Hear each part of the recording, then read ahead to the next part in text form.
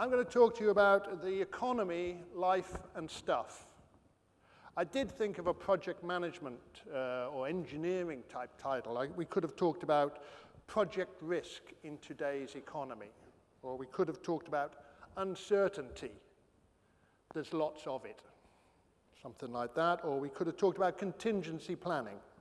I'm talking about the economy, life, and stuff, and the ups and downs of being in practice.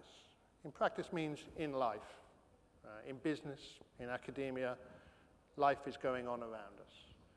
A week, that's sort of like 7 days. A quarter, that's 3 months. There's 4 of them in a year.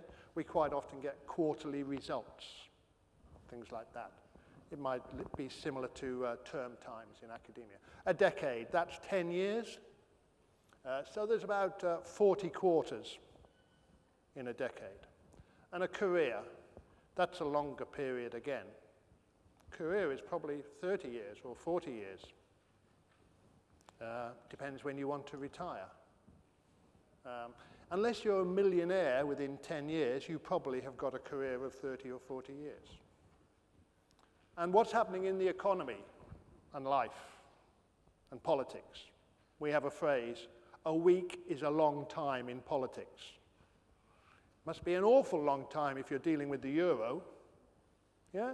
Or you're in central government in UK or in Spain, for example, just to pick a country out of the air. So what are we doing? Are we affected in this news, in this weekly stuff, in it's up, it's down, we're winning, we're losing, when we've got 30 or 40 years of this? It could be quite boring if it's like that every week and every quarter. We have to have a longer view. We have to prepare people for a career that will be 30 or 40 decades. 30 or 40 years, sorry, 30 or 40 years. And there will be ups and downs. So what I'd like to talk to you about is these things. We will introduce ourselves. I will tell you who I am. You can tell me who you are. Is that okay? It might take a little while, but it'll be useful. I'll give you some background to what I think is going on. Then we'll look at some foreground, what is actually happening right now, and then some recovery. What is the proposal? And we may even get some conclusions. So who am I? I come from an island over in the Atlantic called UK or Britain. I live in a small town there called London. There's quite a lot happening at the moment in London. London's very similar to other places here, like Madrid or Valencia. You know, it has metro stations, you know, it has theatres, has some nice architecture, has some pretty awful architecture as well, but, you know, has a funny river running through it. Well, yours is even funnier, it doesn't even run, but, you know, things like that. For 30 years, I was a project manager in the UK, mainly in construction and property type projects, and really good jobs, very fortunate. But in the last 10 years, I've been doing other things. So I've been writing books, like these books. Sorry, let's try this. Oh, these books. I went on a course for this green thing, and in the basic course, they teach you to do this. And then in the advanced course, you're able to do that, you see. It's a really good course. I would advise you to go on it. I've been writing books, I've been doing consultancies, and I've been traveling around the world, talking to people. My academic side has improved quite considerably, and I'm a visiting professor at Salford University, and there I've done quite a lot of work on sustainability, and I'm talking tomorrow about that. I'm also occasional speaker and external examiner at University College London, UCL. That's me. Who are you? So do you recognize yourself in this picture? Would you say that's me, one of those sort of people? What I think you are people who are interested in what's going on. It's important to you what's going on in life, in your country or whatever. You're probably caring persons. So you're senior people as managers or directors. You're the employers, you're the senior staff, you're the senior academics. You may be conscientious employees, workers, and students. There's a couple of students down here I recognize. Conscientious ones, potentially caring persons as well. You may be more than one of these things. In fact, you may all be concerned citizens of the world, being sensible, professional people. And you're all in unique combinations of circumstances with diverse interests and conflicting needs. So you as an individual might be trying to do something, you might feel particularly up or particularly down. Your family might be up, might be down, might be different to you. The organization you work in, which might be a department in a university or might be a department or studio in a company. The services you provide. A lot of you in engineering, but believe it or not, there are other things in engineering in the world. There's different sorts of engineering. Some are up, some are down. You might be in a niche of some sort. You might be developing a particular product design, something like that. You might be in a sector. So, house building in Spain, how's that going at the moment if you're in that industry? Not too good. Pharmaceutical industry, a bit different. Shipbuilding, bad times. And then there is your nation, and these are quite simple things. And then there's probably even more, like we're in Europe. Things like that. And these things are not all in the same place. So how are we preparing people when all these things are going on? It's not clear, it's not up, it's not down. If you're taking notes, you now draw this diagram. And I will tell you what it's about. Okay? It's about the boom and gloom cycle. Boom being good, gloom being gloomy, not so good. And things like this happen. Hey, it's boom time. Off we go. There may be occasional jitters, but generally it's going up. Have you had this for a few years in Spain? We had it for a few years in the UK. In fact, we had it for a long time. And generally what's thought to happen is, some point, it starts to stutter. And the jitters are possibly real now. There's more jitters. There's real concern. Whoa, maybe the good times are coming to an end. Ooh, ooh, it goes like that. Yeah? And then, oh my goodness, we're at the tipping point. It's happening. Boom's over. Some sort of gloom is starting. And then the question is, recession. How long will this go on? How far will it go? And people say, it's bad. Let's get the bad medicine down us. Let's get it down quickly as possible, and then we can, off we go again, possibly. We will bottom out. We will stabilize. And then we will either carry on in a new situation called depression, or it will recover and pick up. And then we can do it all again. Yep. Now, so I'm going to use the green thing again. In UK, which this period here was about 15 years. It was from the early 90s, about 92, 93, when we came out of quite a bad recession, up to about 2007, 8. And we had jitters along the way. So we would have things like Enron scandal, or we'd have dot-com problems, or oil crisis, but we got over them and it carried on. And because what we had was the millennium in year 2000, and we all felt good. Now there is a theory I've heard, and it's quite interesting, about 7 years. And if you don't have a correction every 7 years, things get out of hand. And it applies in other situations. So you hear about the 7-year itch in marriages.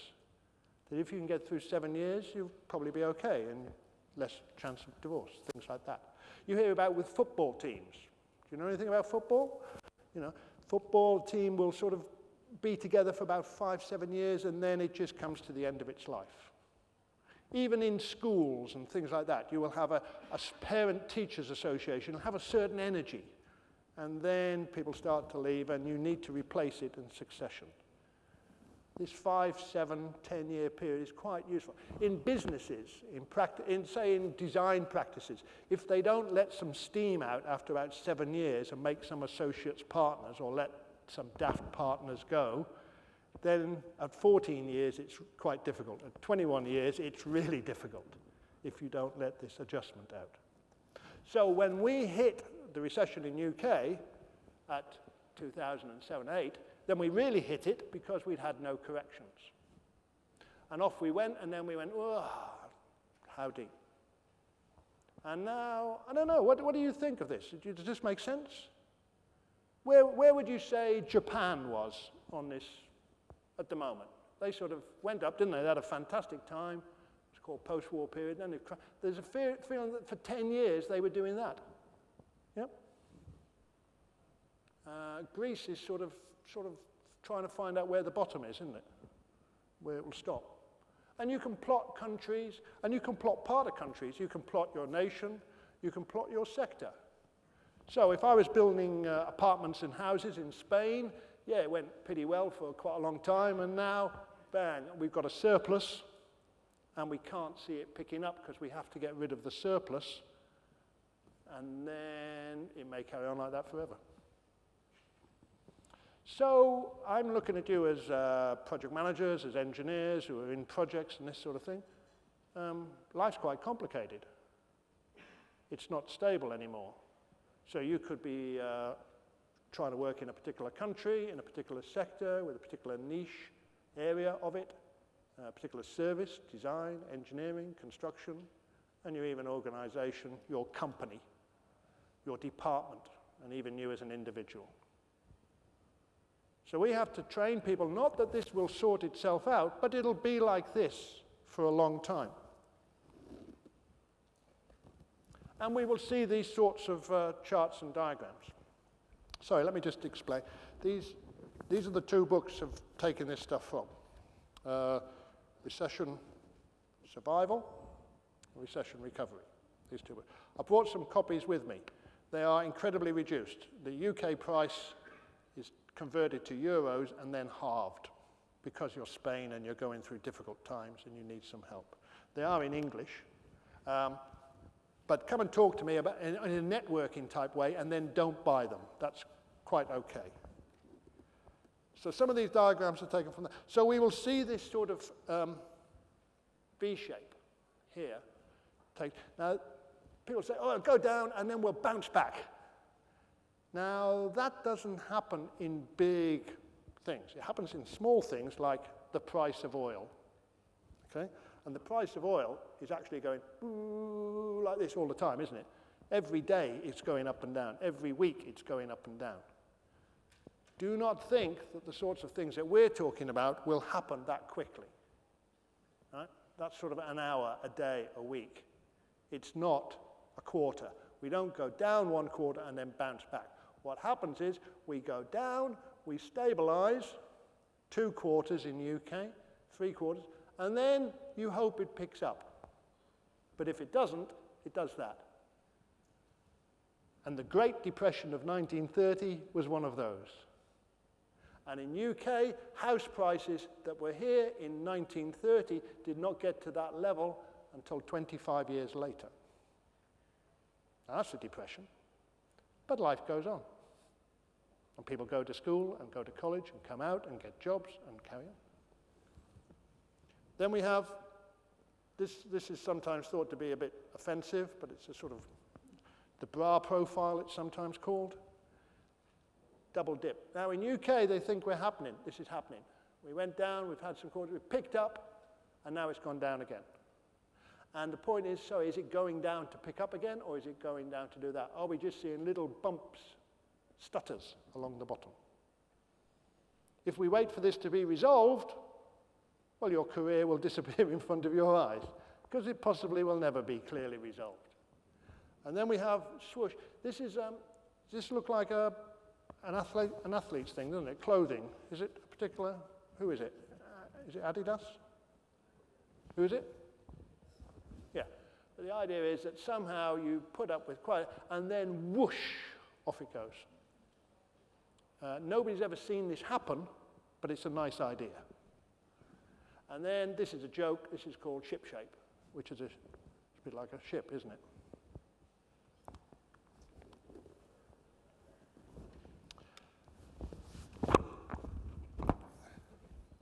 Sorry, let me just sort this out. I should have recognized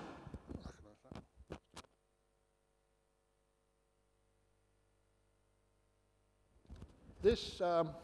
This section I'm going to talk to you about now is particularly dangerous, and I need to just dress accordingly for this. If you'd just like to take some deep breaths. The diagram looks similar, okay? And you could redraw it in a different way. But actually, it's about a different subject altogether. Are you ready? Anybody of a nervous disposition might care to leave the room at the moment or put their hands over their eyes. Okay? So, I'd like you to imagine that you're working in a team of people. You may be a team member, you may be a team manager, you may be a project manager, you may be a manager of the project, which is not quite the same thing, but is interesting. And there are several organizations in your different organization with providing different services, possibly with different niches, maybe from different sectors. So I'm trying to put IT into a building. They are different sectors. I am building a railway which has got signaling and track and electricity and bridges, and they are done by different engineers, believe it or not. And I may even be dealing with different nations. So on my railway, we might be doing this all nationally, the bits I mentioned, but the actual rolling stock and engines come from another country. So I've got quite a big variety. Even if I'm doing something very small, like a product development, like I'm trying to invent a new one of these, I'm dealing with different people. So, where will they be in the diagram? Oops, sorry. Boom time. Everybody's enjoying themselves, boom time goes. We've talked about that, we've had that. Okay? And in boom time, the people who are struggling don't say so, do they? There are still companies in trouble. There are still people who are made bankrupt. In fact, there are quite a number of companies in trouble because they are booming too much. They have too much work and this sort of thing. And they let you down and the team down because they are too busy doing other things. So it's not as if boom time is just completely good. But in these uncertain times, there will be people who are booming. There will be people who are unaffected. So, it doesn't really affect me, people will say. I'm in tomato growing. Everybody still seems to want a lot of tomatoes. It hasn't really affected. The price seems to be the same. So they're unaffected. Or they haven't noticed what's happening. Then we have some people who are, to say, survive and thrive. They go, whoa, it's interesting. I think there's a little bit of a stutter coming up here. I think we'll make some adjustments. I think some of the people who are leaving, who before in the good times, the boom times, we would have persuaded to stay, maybe we'll let them leave.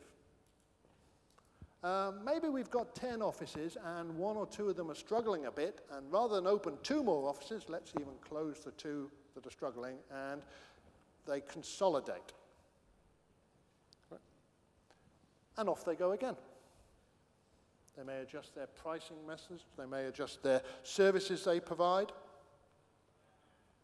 And then we get dip, develop, and recover. Okay, these people are having a bit more of a shock. Terribly sorry, and then off they go. So terribly sorry, they didn't choose to close their offices. They didn't choose to let a few people go. They had to. But they've done it. It wasn't particularly enjoyable, but they consolidate again. Oops. And then we get other ones who will just dip and then stabilize. Sorry, just going too fast here. So these people, so have any of you got friends or family who run restaurants? run shops or something like that, they might say, right, we're going to cut down those 2 shops and we'll concentrate on the 1 shop, on the one, because that's what we really want to do. When it was going like this, it was just silly. We didn't have any time for ourselves. I quite like the way we've steadied down. This is a more sensible life. And people will do that. And little organizations like banks might say, let's not do some of those silly things we were doing that led us over here. Let's just do some sensible things. Let's provide a banking service, for example. And then others might be casualties. Oh, yep. So, and then there might be startups and new starts. So people start businesses. Some of them may come out of the casualties. Some of them may come out of these redundancies. But life goes on. So on your project, how many people, how many organizations are in each one of these areas? If you were to do a risk analysis, you would say, what's the chances? If I've got 50 organizations working for me, or 10, what's the chances in 18 months they'll all be there? What's the chances of some of them going like that, going like this, or even going like that and being ultra busy and not focusing on our job? Now, at the end of the job, at the end of a project, when you have a debrief or a lessons learned, you sometimes talk about these things. Well, I didn't expect them to help us out as much as they did. I thought they'd be difficult. But the other people, I thought they'd be helpful, but in fact, they turned out not even to be here anymore. That is happening. You debrief projects, you set up debriefs. How can we bring the debriefs into pre-briefs? Instead of having post-mortems, how can we have pre-mortems? Could meeting number 1 be lessons learned? That sort of thing. Because we are in uncertain times. Different subject. When we were looking at recession recovery and recession survival, we found 2 different attitudes. And we were quite surprised. I think what I'll do is I'll put them all up and you can see what happens. If you're just worried about the short term and the survival, and here is short term, your horizon is short term. It might be in weeks and months. Just get through these few weeks. Just get that money in. Just get those orders. We'll be okay then. And other things. So your choice is forced. You're forced to make choices just to survive. Your approach is expedient. Whatever it takes, we will do it. You tend to be reactionary. Disappointed in one area, you'll do something else. Your horizon is short term. Your priority is just to survive. If it's a financial outlook, we'd be lucky to break even. Our timescale is weeks and months. We're searching for any opportunity. Our next threshold is the upturn. We have to survive until the upturn. Not survive through a depression, survive through the upturn. This is what people were talking about when we talked to them about survival. When we started talking to them about recovery, one of the interesting was their horizon moved out a bit and it moved into years. But it moved to 3 years. And we used to say to them, so if you come through this, what's your plan? What's your business plan? What's your intention? And they would talk about 3 years. And we say, that's not very long in career terms, is it?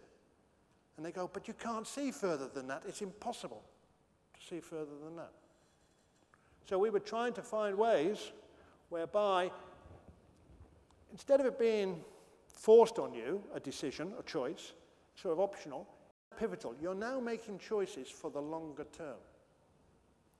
Your approach, instead of being expedient, instead of being just focused on things that will get us to recovery, you're now looking for balanced, short, medium, and long. You're not just focusing in one area. Your decision-making is not reactionary, proactive, it's holistic. You're trying to make decisions in the bigger field, not just about people, or not just about money, or not just about products, not just about markets. You're trying to get a bigger view. And on purpose, your horizon moves to medium term. Because you can't see beyond 3 years, your horizon is misty. But you have misty days here, don't you? And you take a view on whether it'll clear up or whether it'll stay misty all day. You don't wait until after lunch to see what it will be like. Right? Your priority goes from survival, prosperity, proportionality. This means a sort of a balance in life. Financial outlook, break even, profitable, partial. It's not just about money, you'd be saying. Timescales, weeks, months, years, flexible. It doesn't go to decades because you can't see that far. Your sector, any opportunity, the right opportunities, now the right society. This is the people you want to work with. Here, you'll take any work from anybody. In my company, Bureau 4, which is a successful project management, we would call it a bridge too far. This was the project we were offered to work on an abattoir for killing animals in Albania, funded by mafia money. We'd never worked in Albania. We'd never done an abattoir. We weren't too keen on the mafia, working for the mafia, but hey, it's a job. And when you're desperate for jobs, you will take silly jobs. Now, we would never take a silly job. It was a bridge too far. But what you're looking for, really, is the right people to be working with. And we're into frameworks, relationships, partnering, and that's why you're all sitting closer together, because this is a group. This is a society that you want to be part of. And our threshold goes to next upturn, next downturn, which is quite interesting. So we're going, how do we get there? And here, we just want to recognize the thresholds. Are things turning up? Are they turning down? And not necessarily just in our sector or our area, but the one next door. Should we be moving over there? We are much more aware. And we found that the people, and I was principally dealing with professional businesses here, things like architects and engineers and surveyors working in the construction industry, that they had never really thought ahead. Because the boom had gone on for 14, 15 years. And they couldn't remember a difficult time where they had to look at pure survival and have plans for recovery and even plans beyond that. They were, to use a phrase in English, busy. And if they were busy, they were happy. When they became less busy, they didn't have the skills to look ahead, and they weren't very clear about it.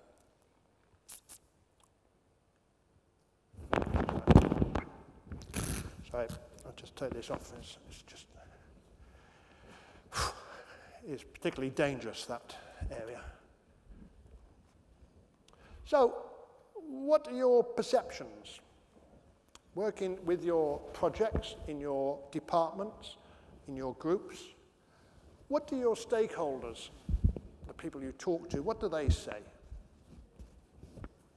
Do you ever talk to strange people on buses and trains and airports? They sort of say things, and you think, is that true? They seem very confident about what they're saying. Everything will be all right, everything will be terrible. Put your money into this area, take your money out of that area, that sort of thing. So what are they doing? Are they looking backwards? Are they actually in the present and over-interpreting news and other things like that? Or are they looking forwards? Are they pessimistic, optimistic, or realistic? Do you have a phrase, half full, half empty? You know, the glass is half full or it's half empty, depending on your outlook on life, depending on your mood. Depends who's buying the drinks, you know, that sort of thing. So one of the things is, what's this about? Now, I know some of you are in academia here and work in universities and things like that. What is the message that's coming through from the education authorities, from society, from your vice-chancellor or your magnificent rector? What is the message that's coming through? These are stakeholders. What's coming through from the students or the potential students? Are they optimistic about the course and your university or faculty or whatever it is? Are they realistic about the opportunities for them to get work and jobs, to go on to further education? These are uncertain times. So knowing and engaging with stakeholders in a wide view, as opposed to a narrow view, of just talking to the same people at the same time. And you'll find if you talk to the same people all the time, it drives you one way or the other, doesn't it? Sort of pessimistic, become even more pessimistic, or optimistic go the other way.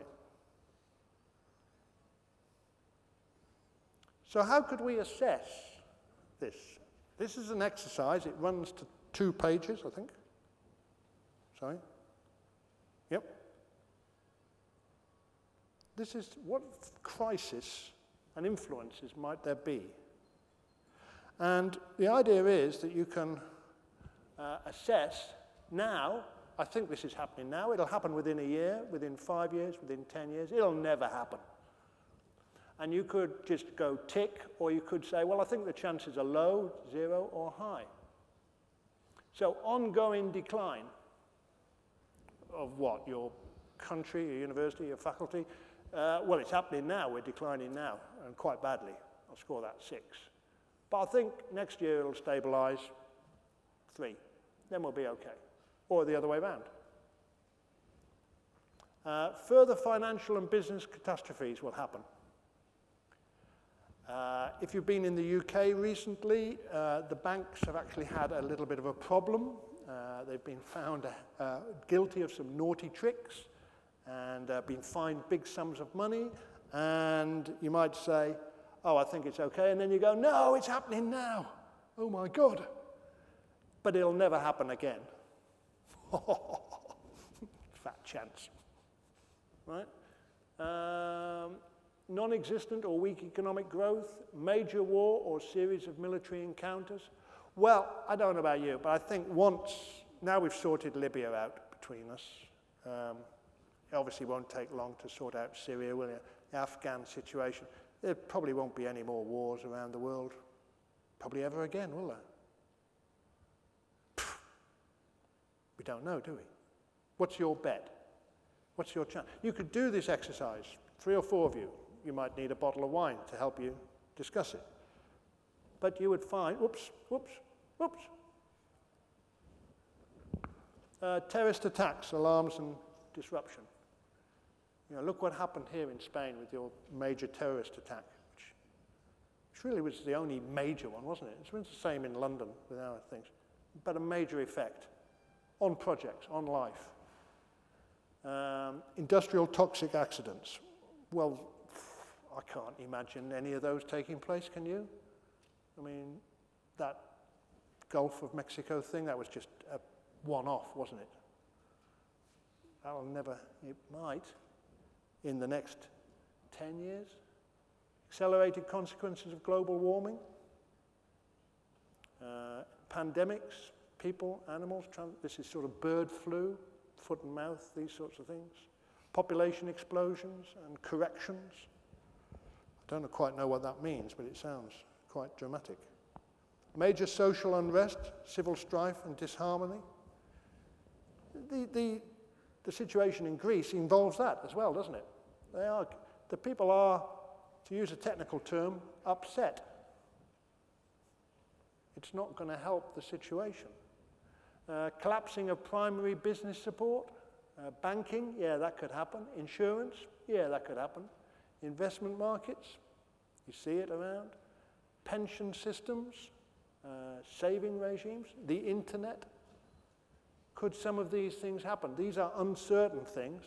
Would these appear in a risk register? The raising of trade barriers, because things are getting difficult. The failure of public sector services or utilities. And maybe other things, regulation, tax, politics, fraud, fibs. Fibs are telling lies. Not big ones, but just things like, don't worry, everything will be ready for the Olympics.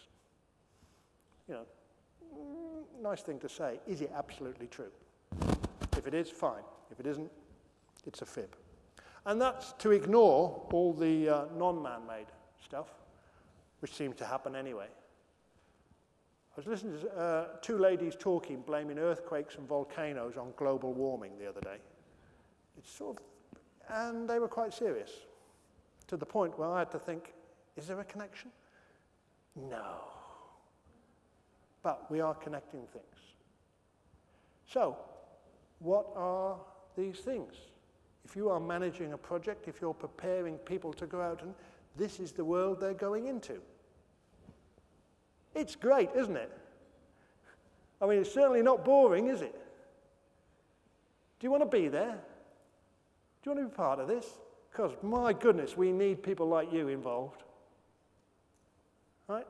The sensible, intelligent, professional people who are preparing more people to be working in this world. Because this is the world it is. So what's your collective views? What's the national outlook? Some people say, but this crisis has always been going on. That list you've just shown me, Tom, then, that's happening. It's been happening for ages. There's been pandemics, there's been earthquakes, there's been financial collapses. In the last 100 years, in the last 200 years, go back to, the sort of tulip problem in Holland, where they were buying tulips for millions of for guilders. So what's different this time? Well, part of it is to do with fast news and the media and the immediacy and the need for news.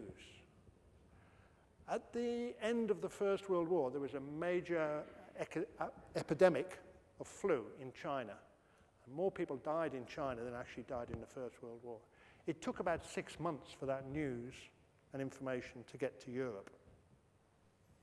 Nowadays, you can have a rally crash in Outer Mongolia at noon, and it'll be on our news at 5 o'clock in the evening, won't it? With pictures. Yeah, and interviewing the driver. And how badly hurt was he? That's what's happened, right? Fast news, media. The domino effect we're seeing. So that what we're finding now is countries are not isolated. Industries are not isolated. This is what happened with the dot-com situation. This is what's happened with the mortgages, hasn't it? And everything being rated AAA. And we have collective difficulties. Are you part of the euro, Spain? Yeah, are you? Because in UK we're not. And we're wondering whether that was an interesting decision, or whether it really was a decision. Do you feel yourself, would you like to be out of it? Or would you like to be back 15 years or whatever it was when the decisions were being made? Would you have seen it in a different way? Because we're part of global things, aren't we? I mean, another thing, and this could get me excited, goal line technology in football. I mean, it's absolutely obvious it has to happen, doesn't it? But because we're part of an organisation which is a bit Dickensian, a bit old-fashioned, we can't have it. But maybe it'll come in. Sorry, it's a joke. Because we're part of an organisation. So democracy. Democracy is very interesting. We're trying to sell democracy to everyone, aren't we? But actually, democracy slows things up, especially in a crisis. If you have an autocrat, somebody in charge, they say, close that industry down, open that one up. Move those people from that part of the country. Terrible stuff. We've seen bad effects of this. But the opposite of it, democracy, slows it down. That's what we're seeing.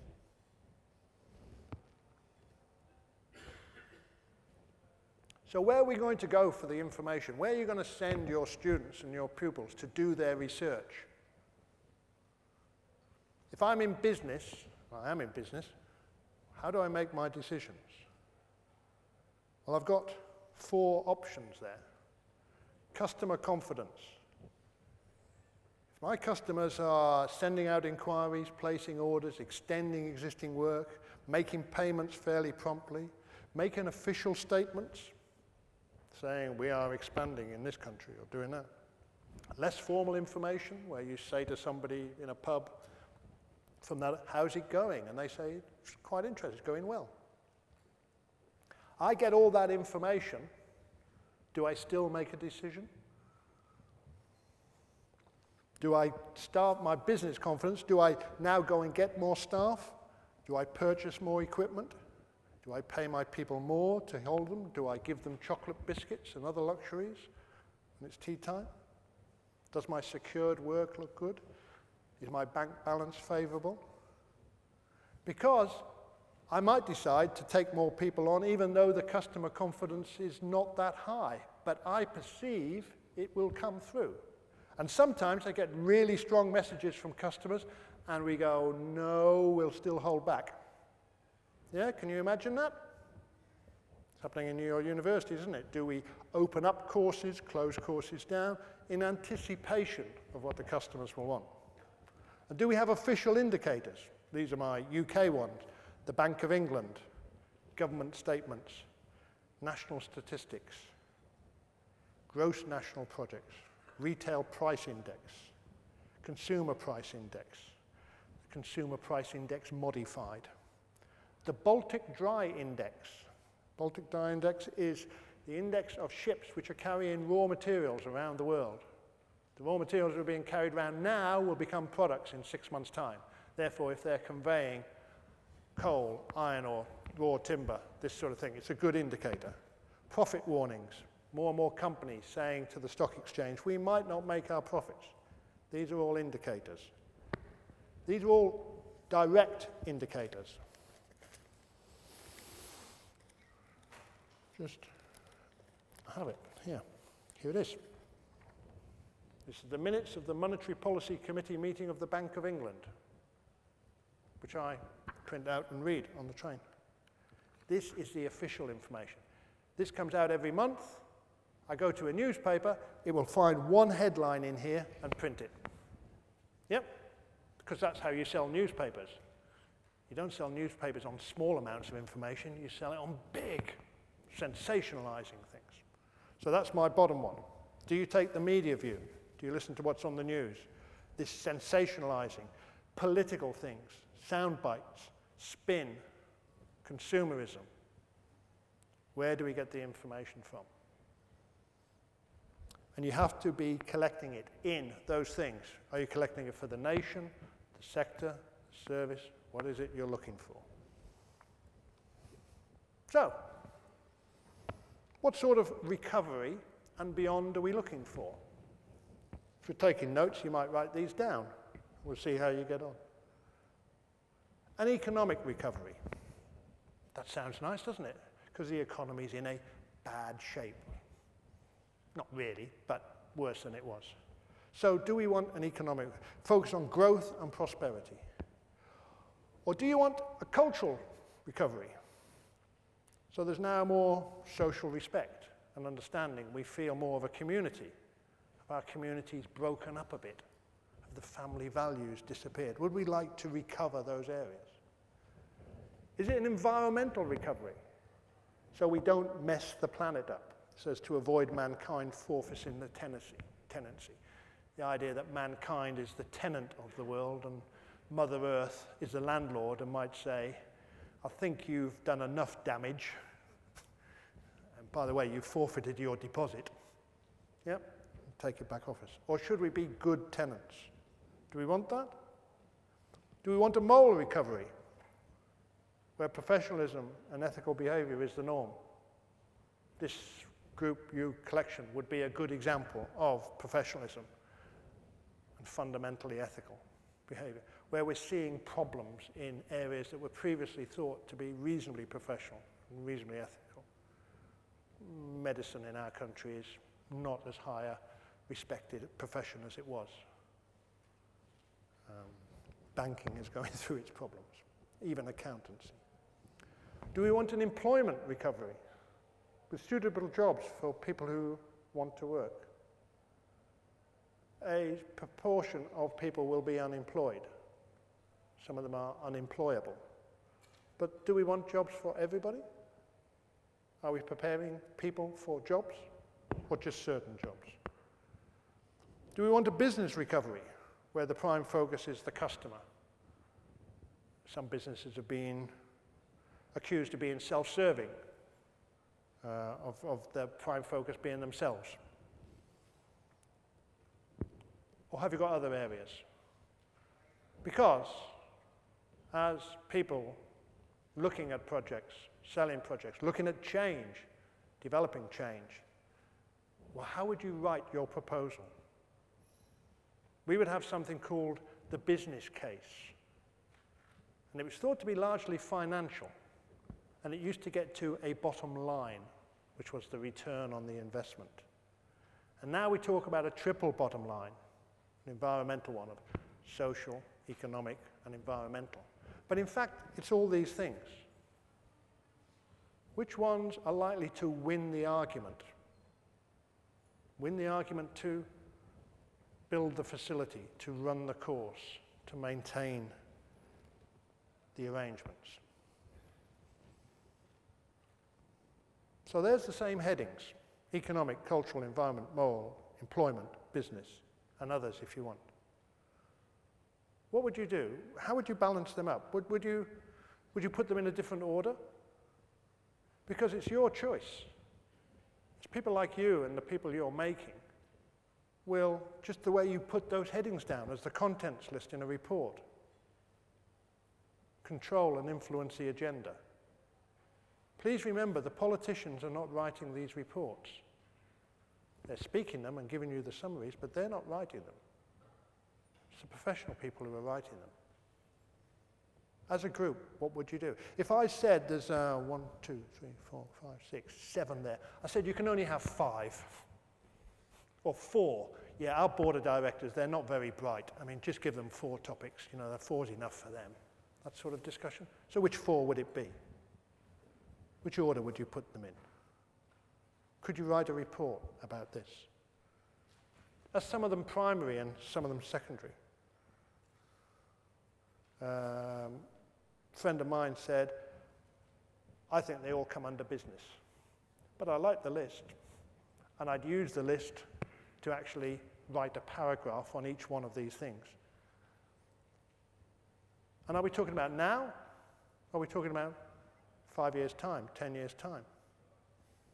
When some of the students that you're dealing with will be the people writing these reports, we hope. And how will they do it then? And will we have sown the seeds that we don't just want an economic recovery?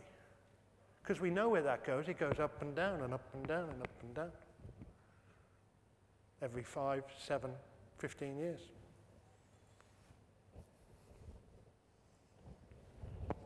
So if you drew some diagrams, you had some boom and gloom situations. If you're interested in survival, you've got some tips. If you're interested in recovery, you've got some techniques. And if you're interested in going beyond that, you've got some thoughts. You can look at recovery types and priorities. That's it. Good night.